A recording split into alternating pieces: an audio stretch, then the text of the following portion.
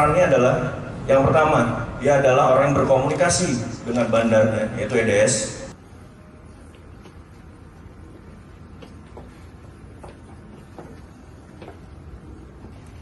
Oke, Bang Ijong, saat ini Bang Ijong akan didengar keterangannya sebagai tersangka berdasarkan LP 30 dari tanggal 13 Maret. Saya memperlihatkan satu buah foto Bang Ijong, paham ini foto apa? Iya.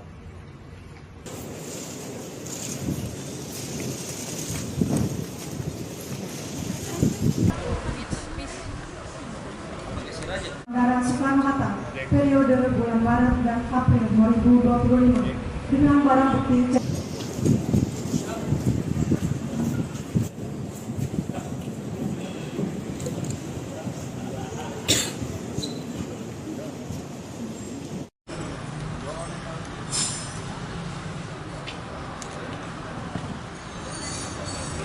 Adapun untuk peran-peran yang dari 4 orang ini adalah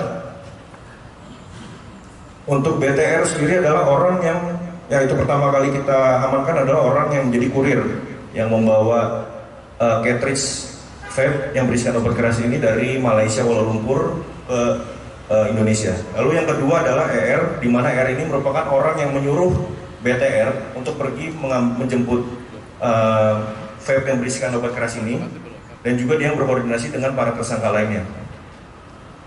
Lalu ada saudara EDS. EDS ini merupakan seseorang yang seperti saya jelaskan tadi, dia adalah yang memang menyambung ke banyak bandar di Thailand dan Malaysia.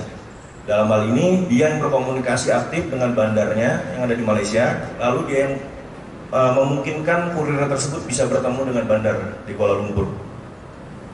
Lalu untuk yang terakhir yang kita tetapkan sebagai JF, untuk perannya adalah yang pertama, dia adalah orang yang berkomunikasi dengan bandarnya, yaitu EDS, dalam pembawaan cartridge spot berisi liquid dari Malaysia ke Indonesia. Yang kedua, dia juga yang menyediakan kurir untuk menjemput cartridge spot berisi liquid yang mengandung etomidate.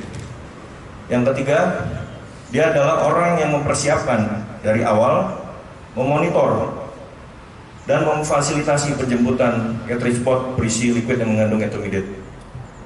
Lalu yang keempat, apabila memang berjalan lancar dari 100 spot yang memang seharusnya bisa lolos, di mana akhirnya hanya 50 yang lolos, dari 100 spots yang memang harusnya lolos, itu sesuai perjanjian dengan saudara EDS, itu 40 cartridge spotnya harusnya menjadi milik dari saudara JF. Jadi pengungkapan ini kan kita dapati di tanggal 13 Maret. 13 Maret itu adalah penyerahan perkara dari Bea Cukai pada kita. Dan prosesnya itu sejak Februari itu sudah membuat WhatsApp group yang nama WhatsApp group itu berangkat. Itulah kemudian ada komunikasi-komunikasi antara JF ini dengan 3 tersangka lainnya. Jadi grup itu hanya terdiri dari 4 orang. Di dalam grup itu ada komunikasi-komunikasi, termasuk tadi berkomunikasi dengan EDS, kemudian membelikan tiket, kemudian menyiapkan hotel, kemudian mengontrol, mengawasi untuk perjalanan dari Malaysia ke Jakarta. Ya, sampai saat ini kita masih melakukan pendalaman.